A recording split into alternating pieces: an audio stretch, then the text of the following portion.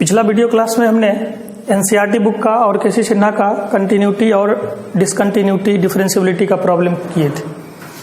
आज फिर हम एनसीईआरटी बुक का और केसी सिन्हा बुक से कुछ प्रॉब्लम करने जा रहे हैं, जिसमें क्वेश्चन नंबर 18 आपके सामने में है। ये क्वेश्चन भी काफी कॉन्सेप्चुअल है। देखिए क्या कहता है, for what value of lambda is the function defined by F x हमको गिवन है, तो पूछ रहा है कि ये व्हाट वैल्यू ऑफ लेम्डा यानी लेम्डा के किस मान के लिए x इक्वल टू 0 पे फंक्शन कंटिन्यूअस होगा। फिर लास्ट में सेकेंड पार्ट है what about continuity at x equal to 1। तो सबसे पहले इसमें हमको डाउटफुल पॉइंट, आप देख रहे हैं यहां पे doubtful point x equal to 0 है, क्योंकि 0 पे फंक्शन वैल्यू चेंज हो रहा है। तो लेम्डा के किस मान के लिए, for what value of lambda, lambda के किस मान के लिए ये फंक्शन 0 पर कंटिन्यूअस होगा। तो कंटिन्यूअस होगा यानी ये क्वेश्चन मान के हमको चलना है कि क्वेश्चन में 0 पर कंटिन्यूअस है। तो लेफ्ट हैंड लिमिट का वैल्यू राइट हैंड लिमिट का मान और उस पॉइंट पर वैल्यू बराबर होगा। तो लेफ्ट हैंड लिमिट का मतलब इसमें हम limit x tends to 0 minus, यहां देखिए x लेस देन 0 फंक्शन दिया हुआ है lambda x square minus 2x equal to right hand limit का मतलब limit x tends to 0 plus 0x greater than 0 पे फंक्शन क्या है 4x प्लस 1। यहां से x के जगह पर यदि हम लोग 0 रखते हैं तो 0 minus 0 lambda into 0 equal to x के जगह पर यहां 0 रखेंगे तो 4 इंटू 0 प्लस 1, यानी कंक्लूजन मिला इधर लेम्डा इंटू 0 0 और ये 1। अब आप देख रहे हैं कि 0 इक्वल टू 1 आ गया, जो रिजल्ट कभी संभव हो नहीं सकता है, नॉट पॉसिबल। ये रिजल्ट कभी पॉसिबल नहीं है क्योंकि 0 और 1 कभी बराबर नहीं होगा। तो ये हमको क्या सजेस्ट करता है, ये बात समझाने का प्रयास कर रहा है कि यदि लेम्डा का कोई मान होता तो ऐसा रिजल्ट आपको नहीं मिलता, लेकिन 0 इक्वल टू 1 आ गया, इसका मतलब ये फंक्शन कभी 0 पे कंटिन्यूअस होगा ही नहीं। फिर भी बाय फोर्सली हमसे कहा जा रहा है कि लेम्डा के किस मान के लिए ये फंक्शन 0 पर कंटिन्यूअस हो जाए। तो फंक्शन यदि 0 पे कंटिन्यूअस रहता तब तो कंटिन्यूअस होता, ये फंक्शन ऑलरेडी 0 पे कंटिन्यूअस है ही नहीं। तो हम लोग कह सकते हैं कि लेम्डा के किसी भी मान के लिए, for what value of lambda यानी लेम्डा के किसी भी मान के लिए ये 0 पे कंटिन्यूअस नहीं होगा। यानी लास्टली हम लोग क्या लिखेंगे, for no value of lambda यानी लेम्डा के किसी मान के लिए भी f x is continuous at x equal to 0। मतलब लेम्डा के किसी भी मान के लिए फंक्शन 0 पर कंटिन्यूअस नहीं है। F x is not continuous यानी क्या कह रहा था कि लेम्डा के किस मान के लिए कंटिन्यूअस होगा, तो फंक्शन यदि 0 पर कंटिन्यूअस है तो लेम्डा का एक भी मान नहीं होगा। For no value of lambda मतलब लेम्डा का कोई मान नहीं है जो इस फंक्शन को 0 पे कंटिन्यूअस कर दे। अब क्वेश्चन का सेकेंड पार्ट यहां से शुरू होता है। सेकेंड पार्ट में कह रहा था कि what about continuity at x equal to 1। तो x इक्वल टू 1 पे क्या होगा कंटिन्यूटी, तो हम लोग को x इक्वल टू 1 पे तो कोई डाउट है नहीं क्योंकि डाउट 0 पे था, और आपको बताया गया है कि जिस पॉइंट पे कोई डाउट नहीं होता है उस पॉइंट पर फंक्शन हमेशा बाय डिफॉल्ट कंटिन्यूअस माना जाता है। तो हम लोग कहेंगे कि एट x इक्वल टू 1 पे, यहां पे आप ऐसे चेक भी कर सकते हैं, लेफ्ट हैंड लिमिट का वैल्यू निकालते यदि हम लोग तो x के जगह 1 डालना था, तो 0 से छोटा और 0 से बड़ा पे कोई कंडीशन है ही नहीं, इसलिए हम डायरेक्ट यहां पे कर सकते हैं at x equal to 1 f x is continuous. तो पूछ रहा था कि लेम्डा के किस मान के लिए, तो F x is continuous for all values of lambda, for all values of lambda यानी लेम्डा के किसी भी मान के लिए ये फंक्शन 1 पे कंटिन्यूअस हो जाएगा, क्योंकि 1 पे हमको कोई डाउट नहीं था, x बराबर 1 पर कोई डाउट नहीं था, इस वजह से ये फंक्शन हमेशा लेम्डा के सभी मानों के लिए कंटिन्यूअस होगा। नेक्स्ट क्वेश्चन हम फिर एनसीईआरटी बुक का ही देखते हैं।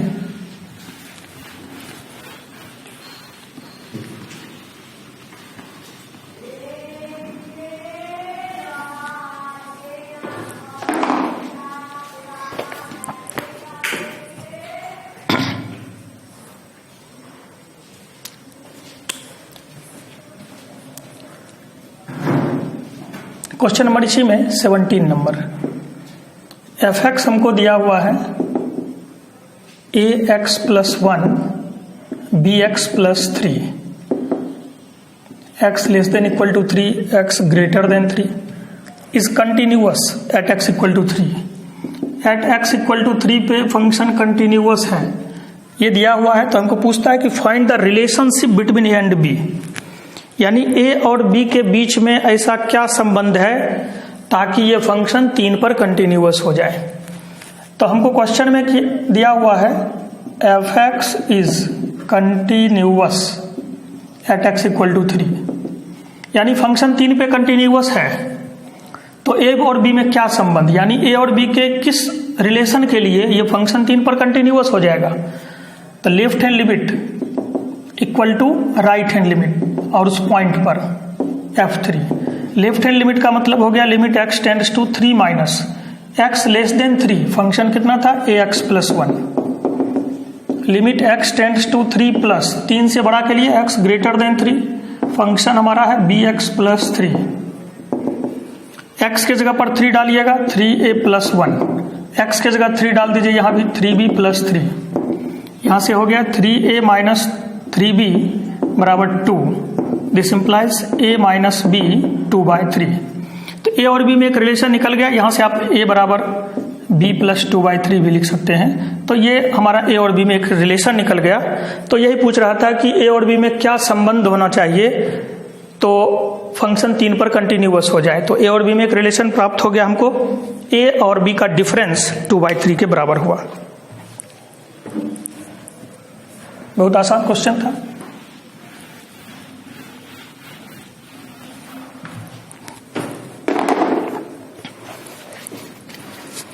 एनसीईआरटी बुक में ही क्वेश्चन नंबर 19 हम पिछला वीडियो में कर दिए थे। Now you are going to discuss question number 26। ये क्वेश्चन भी बोर्ड के लिए काफी इंपॉर्टेंट है। k cos x by pi minus 2x।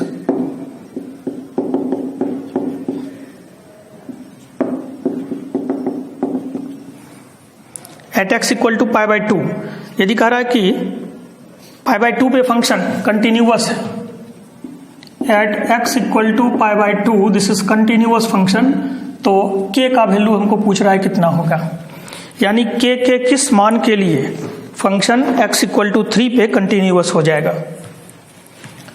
तो पाई बाई 3 पर कंटिन्यूअस है, यानी गिवन हम लोग लिखेंगे f x is continuous at x equal to pi by 2, that is left hand limit right hand limit और उस पॉइंट यानी f पाई बाई 2 पर वैल्यू सेम होगा। ये हम 1 मान लिए।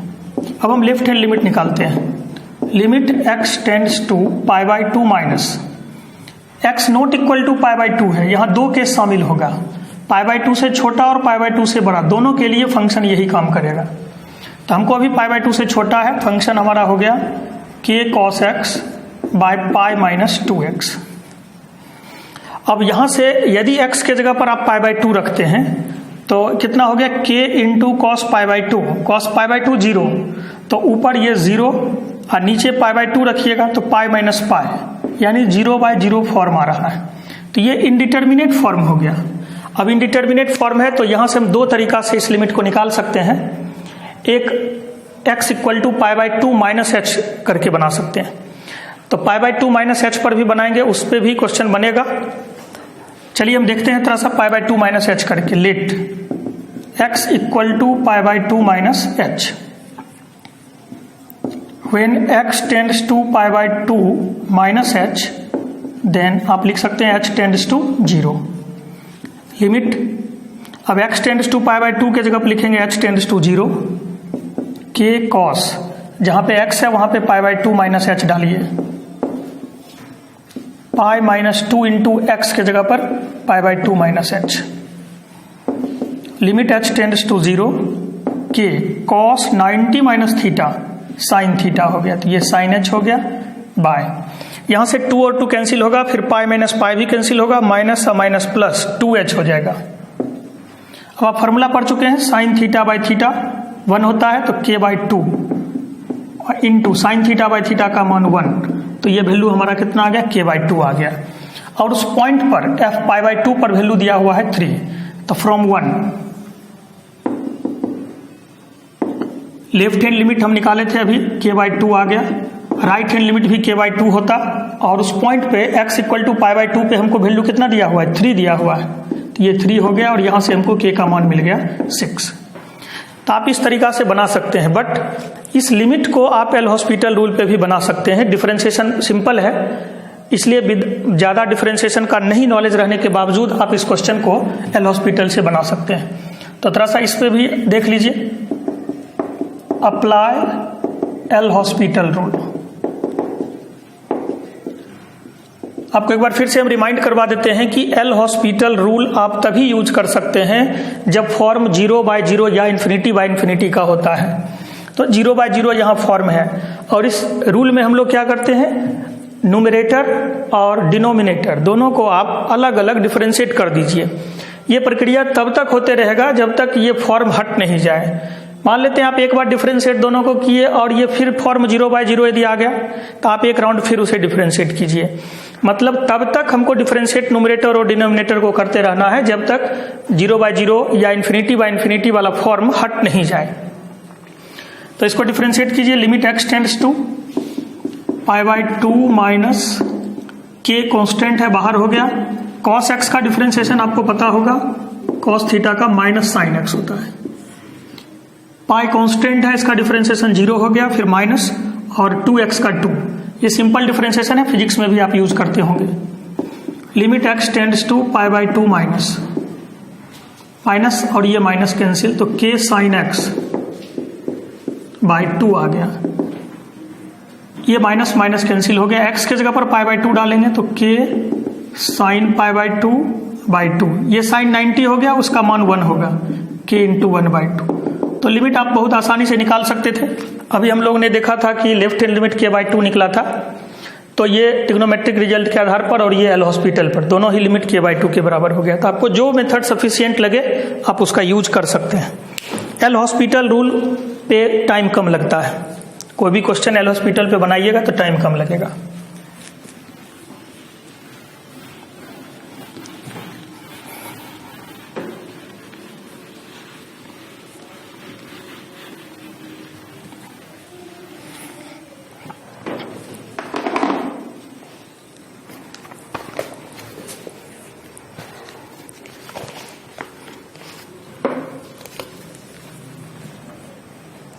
क्वेश्चन नंबर 34 एनसीईआरटी बुक का है।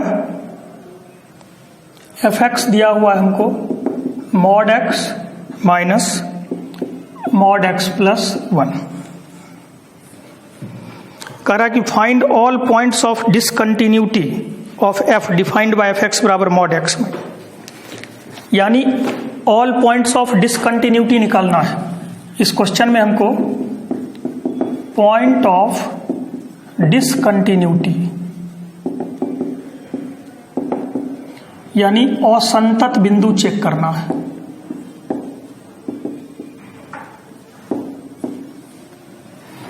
तो सबसे पहले यहां पे हम लोग मॉड के अंदर जो एक्सप्रेशन है उससे इसका क्रिटिकल पॉइंट निकालेंगे। तो यहां मॉड के अंदर जो भी एक्सप्रेशन है उसको 0 करेंगे तो x का मान एक 0 मिलेगा, और यहां से x का वैल्यू एक -1 होगा। अब प्रॉपर्टीज ऑफ कंटिन्यूअस फंक्शन में आपको बताया गया है कि यदि दो फंक्शन कंटिन्यूअस हो तो उस दोनों फंक्शन का एडिशन, सब्ट्रैक्शन, मल्टीप्लिकेशन और डिवीजन यानी जोड़, घटाव, गुना और भाग वो भी कंटिन्यूअस होता है। तो जैसे यहाँ पे हमारा मॉडुलस के बारे में हम शुरू में ही चर्चा किए हैं कि मॉडुलस फंक्शन ऑलवेज कंटिन्यूअस। तो ये फंक्शन यदि हम इसे दो फंक्शन अलग अलग मान लें तो this function is continuous function and this is also continuous function, दोनों मॉड फंक्शन है। तो दोनों मॉडुलस फंक्शन है और उस दोनों का डिफरेंस हमको चेक करना है। तो हम लोग प्रॉपर्टी कहेंगे कि यदि दो फंक्शन अलग अलग कंटिन्यूअस होता है तो उसका डिफरेंस भी कंटिन्यूअस होगा। तो ये फंक्शन हमारा continuous mod x minus mod x plus 1 point of discontinuity. तो तो ठीक है, यहां पर दो फंक्शन मॉड एक्स, यदि हम यहां पे जी एक्स इक्वल टू क्या मान ले, मॉड एक्स, और एच एक्स इक्वल टू मान ले मॉड एक्स प्लस 1। जी एक्स के बारे में हम कहेंगे दिस इज कंटिन्यूअस एवरीवेयर, ये हर जगह कंटिन्यूअस है, क्योंकि मॉड का ग्राफ आपको पता है वी शेप में आता है और मॉड फंक्शन हमेशा कंटिन्यूअस होता है। तो ये फंक्शन हमारा कंटिन्यूअस ऑलवेज हो गया। सिमिलरली ये भी मॉडुलस फंक्शन है और ये भी कंटिन्यूअस हो जाएगा। और प्रॉपर्टीज कहता है कि यदि दो फंक्शन कंटिन्यूअस है तो उस फंक्शन दोनों को आप ऐड कीजिए, सब्ट्रैक्ट कीजिए या मल्टीप्लाई डिवाइड कीजिए, वो फंक्शन भी कंटिन्यूअस होता है। तो फ्रॉम आप लिख सकते हैं properties of continuous function F x जो जी एक्स माइनस एच एक्स के फॉर्म में है इज ऑल्सो कंटिन्यूअस। क्वेश्चन में क्या कह रहा था, यानी हमारा मेन फंक्शन जो है वो कंटिन्यूअस आ गया। मेन फंक्शन क्या आ गया, कंटिन्यूअस। और हमको इसमें पूछ रहा था फाइंड पॉइंट ऑफ डिसकंटिन्यूटी। तो क्या अब कोई पॉइंट ऑफ डिसकंटिन्यूटी इसमें बन पाया, नहीं बना। तो there is no point of discontinuity, there is no point of discontinuity, यानी डिसकंटिन्यूअस का एक भी बिंदु एग्जिस्ट नहीं किया। तो इस टाइप का क्वेश्चन आप कर सकते हैं। जैसे हमको sign x plus cos x के बारे में यदि पूछ दिया कि बताइए ये फंक्शन कंटिन्यूअस है कि नहीं है, तो हम लोग जानते थे प्रॉपर्टीज में कि साइन एक्स यानी ट्रिग्नोमेट्रिक फंक्शन अपने डोमेन में कंटिन्यूअस होता है। तो साइन एक्स भी कंटिन्यूअस है, कॉस एक्स भी कंटिन्यूअस है, तो उस दोनों फंक्शन का जो सम होगा यानी addition sine x plus cos x, ये भी कंटिन्यूअस होगा।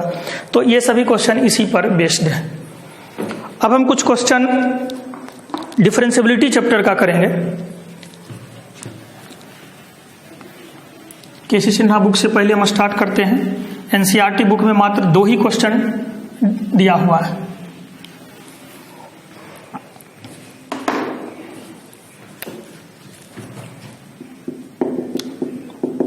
डिफरेंशिएबिलिटी,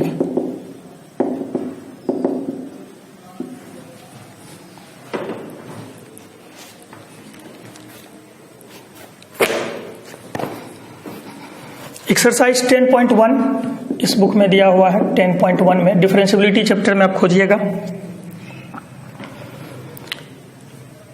क्वेश्चन नंबर 5 कर रहे हैं। एफ एक्स दिया हुआ है एक्स मॉड एक्स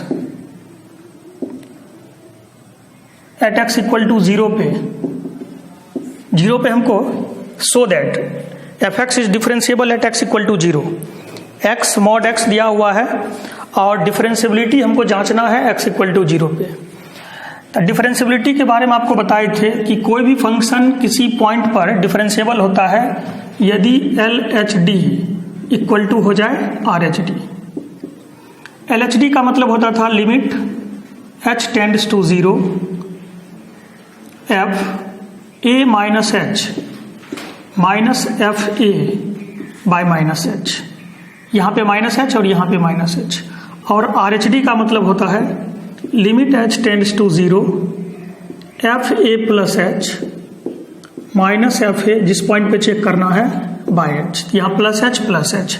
इस दोनों का मान निकालेंगे। एल एच डी को हम लोग ये भी लिख सकते थे एफ डैश ए माइनस, और आर एच डी को लिख सकते थे एफ डैश, डैश मैंने डिफरेंशिएशन हो गया ए प्लस। यानी पूरे चैप्टर का कॉन्सेप्ट इसी के अराउंड है। एल एच डी और आर एच डी हम लोग निकालेंगे। यदि दोनों का मान बराबर हो जाता है तो फंक्शन डिफरेंशिएबल होगा, और यदि बराबर नहीं है तो फंक्शन डिफरेंशिएबल नहीं होगा। तो चलिए यहाँ फंक्शन को थोड़ा सा एडजस्ट करते हैं।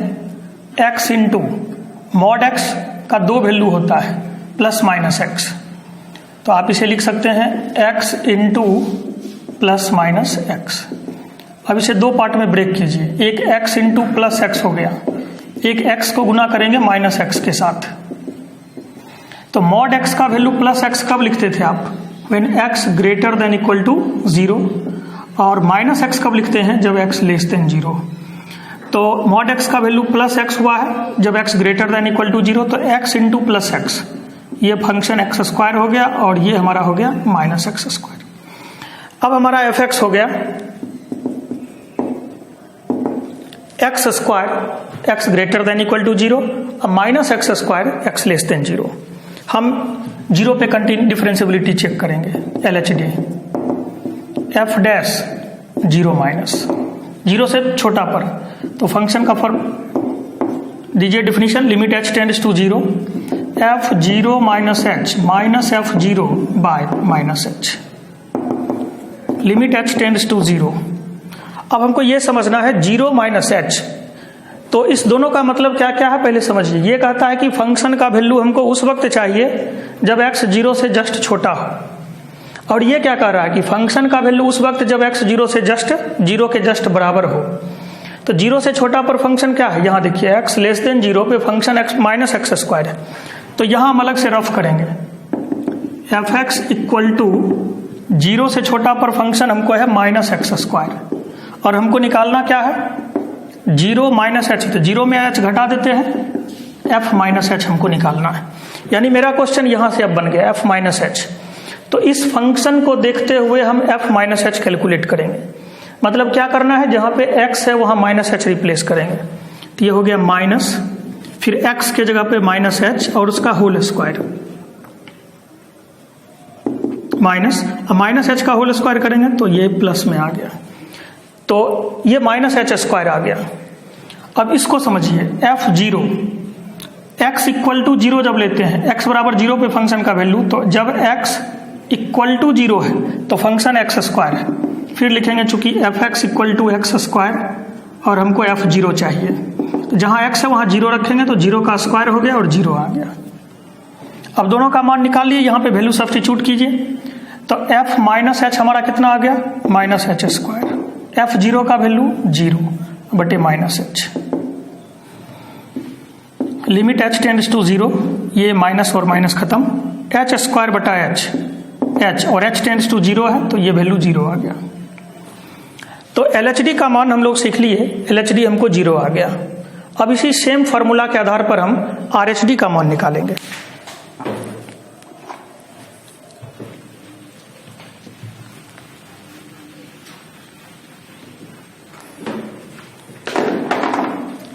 तो चलिए अब RHD निकालते हैं। RHD का मतलब हो गया f डैश 0 प्लस, यानी limit h tends to 0 f 0 plus h minus f 0 by h। ये क्या कहता है फंक्शन का वैल्यू 0 से बड़ा पे कितना है, तो फिर लिखेंगे एफ एक्स बराबर। अब देखिए आप 0 से बड़ा पर फंक्शन क्या कहता था, x ग्रेटर देन 0, तो फंक्शन कितना है एक्स स्क्वायर, तो एफ एक्स हमको एक्स स्क्वायर निकल गया और हमको चाहिए कितना 0 में h आप जोड़ देंगे तो कितना हो जाएगा, ये h हो गया, तो एफ एच बन गया। यानी जहां x है वहां पे h रखिए, तो ये एफ एच का वैल्यू हो गया h स्क्वायर। अब यहां से वैल्यू अब सब्स्टिट्यूट कीजिए, बराबर limit h tends to 0 f 0 plus h, यानी एफ एच का मान हो गया h स्क्वायर, एफ 0 आप पहला केस में ही निकाले हुए हैं वही हो गया 0 बाय h स्क्वायर बटा h कट के लिमिट h टेंड्स टू 0, ये h आ गया और h के जगह पर आप 0 रख दीजिएगा। RHD का भी मान 0 हो गया, आप लिख सकते हैं LHD इक्वल टू कितना RHD, LHD बराबर RHD आ गया, तो हम कह सकते हैं कि ये फंक्शन x इक्वल टू 0 पे डिफरेंशिएबल हो गया। और यदि यही दोनों मान बराबर नहीं होता तो हम लोग अभी कहते कि function is not differentiable at x equal to 0। तो ये क्वेश्चन मॉडुलस से संबंधित था। अब इसी क्वेश्चन को हम थोड़ा सा दूसरे मेथड से बनाते हैं।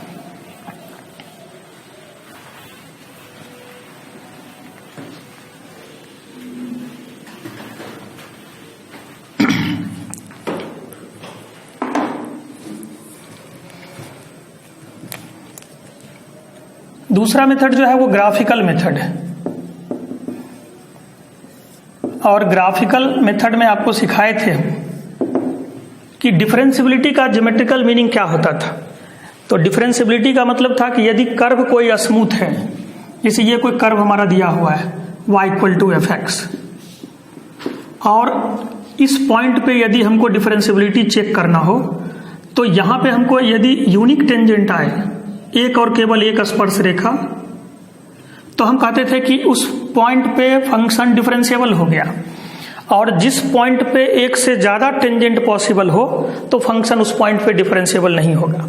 यानी सिंपली आप कह सकते थे कि यदि कर्व स्मूथ है, यानी उसमें कोई कॉर्नर नहीं दिखता हो, उसमें शार्प एज नहीं दिखता हो, तो फंक्शन उस पॉइंट पे डिफरेंशिएबल माना जाता है। जैसे यहाँ पे सपोज इस पॉइंट पे हमको डिफरेंशिएबिलिटी चेक करना है, तो आप यहाँ पे देख रहे हैं कि कितना टेंजेंट खींचा जा सकता है, एक और केवल एक।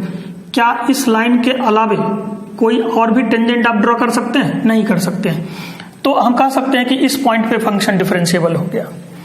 तो चलिए इस फंक्शन का भी हम ग्राफ खींचते हैं। ये देखिए f(x) यानी f(x) को हम y मान लें, तो y इक्वल टू हमको x² का ग्राफ खींचना है। x का इवन पावर है तो ये y के सिमेट्रिक होगा, और y के सिमेट्रिक आप ग्राफ खींच दीजिए। ये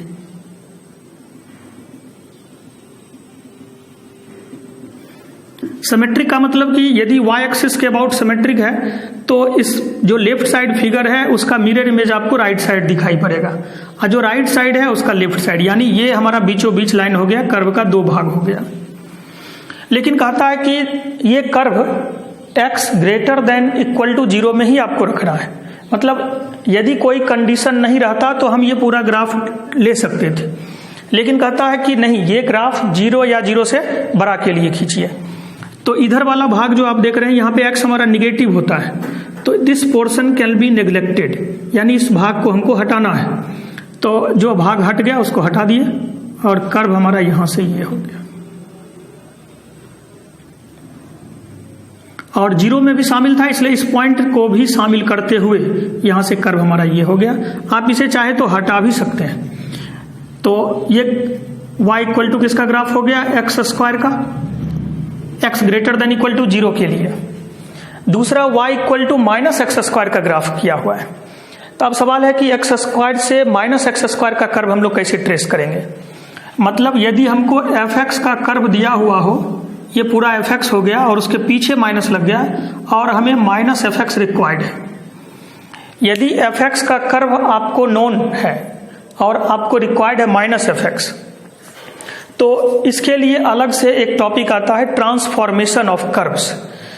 तो ट्रांसफॉर्मेशन ऑफ कर्व में मतलब यानी कोई भी सिंपल फंक्शन आपको दिया हुआ हो और उसके हेल्प से आप कोई भी कॉम्प्लिकेटेड कर्व को ट्रेस कर सकते हैं। तो हम एक वीडियो उसके लिए भी बनाएंगे जिसका हेडिंग ही होगा transformation of curves.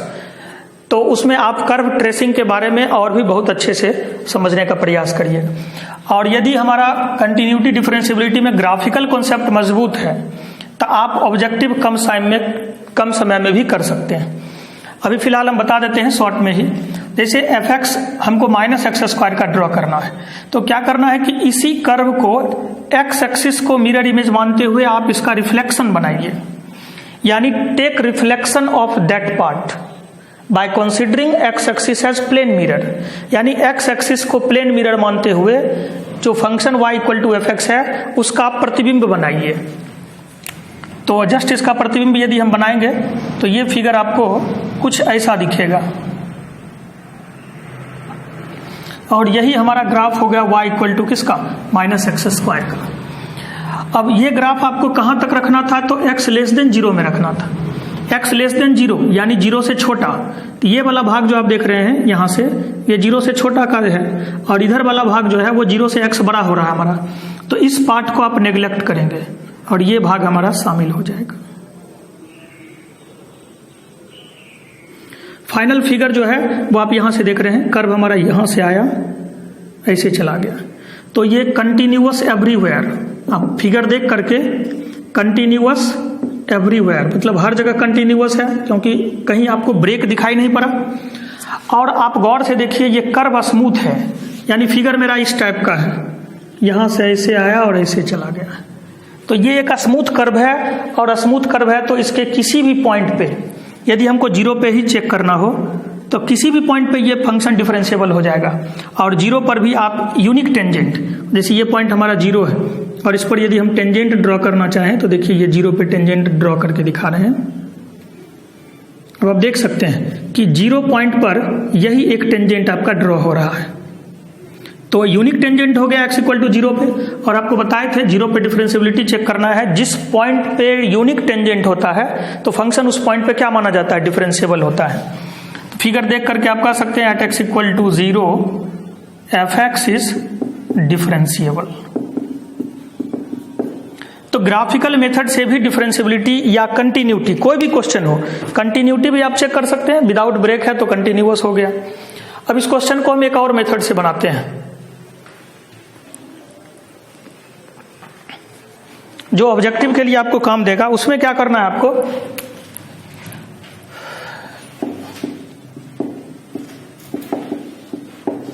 This method is only for objective questions. y बराबर हमको दिया हुआ है y इक्वल टू f(x), ये कितना था x square, x greater than equal to 0 minus x square, x less than 0।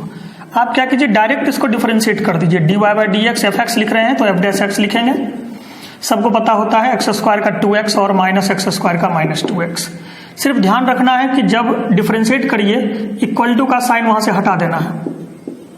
तो हमारा ये हो गया x ग्रेटर देन 0 पर 2x और लेस देन 0 पर माइनस 2x। अब हमको LHD निकालना है और RHD निकालना है। LHD मतलब f डैश 0 माइनस, क्योंकि 0 पे चेक करना था, और RHD मतलब f डैश 0 प्लस हो गया।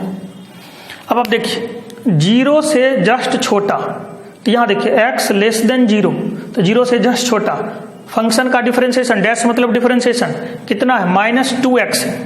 तो माइनस 2 इंटू एक्स, और x मतलब वैल्यू क्या डालना है, 0 डालना है, तो ये 0 हो गया। LHD का मान आप निकाले भी थे, 0 मिला था। सिमिलरली RHD 0 से जस्ट बड़ा पर डिफरेंशिएशन, तो x जब 0 से बड़ा है तो डिफरेंशिएशन कितना है, 2x, तो 2 इंटू और x आपको 0 रखना है। आप देख रहे हैं LHD बराबर RHD आ गया, तो उससे भी आप कर सकते हैं कि ये फंक्शन जो है वो x इक्वल टू 0 पे डिफरेंशिएबल होगा। तो एक तरीका, आप 3 क्वेश्चन को हम समझाए, तीनों मेथड से, ग्राफिकल मेथड से, ये ऑब्जेक्टिव पर्पस से हो गया, और एक जो फर्स्ट मेथड किए थे वो आपको बोर्ड एग्जाम के लिए हो गया। ऐसे तो आप कोई भी मेथड यूज कर सकते हैं, लेकिन इसमें ऑब्जेक्टिव क्वेश्चन के लिए आपको ये मेथड ज़्यादा सुटेबल है। तो हम उम्मीद करते हैं कि यदि एक क्वेश्चन को इस तीनों तरीका से यदि आप समझ रहे होंगे तो निश्चित तौर पर चैप्टर का कॉन्सेप्ट आपके पास आ गया होगा, और इसके हेल्प से आप कॉम्पिटिटिव क्वेश्चन भी बना सकते हैं। फिलहाल आपको तो जो आपके बुक में क्वेश्चन दिया गया है उसको बनाने का प्रयास कीजिए, एग्जाम्पल बनाइए, और उससे उम्मीद करते हैं कि एक क्लास यदि हम इसमें और करें तो आज का क्लास हम यहीं पे ख़त्म करेंगे। आप एक क्लास इसका और करिएगा, कल हम उसे भी बनाएंगे। तो कंटिन्यूटी और डिफरेंशिएबिलिटी ये चैप्टर आपका लास्ट हो जाएगा, और फिर इसके बाद हम इसी सेक्शन का कुछ कॉम्पिटिटिव सेक्शन का प्रॉब्लम जो जी मेंस में पूछा है वो भी आपको दिखाएंगे, और इसी जितना बात आपको सिखाया गया है, जिस बेसिक कॉन्सेप्ट पर आप प्रॉब्लम बना रहे हैं, उसी बेसिक कॉन्सेप्ट का यूज करके आप प्रॉब्लम को बना सकते हैं। ठीक है, धन्यवाद। फिर नेक्स्ट क्लास में और आगे करेंगे।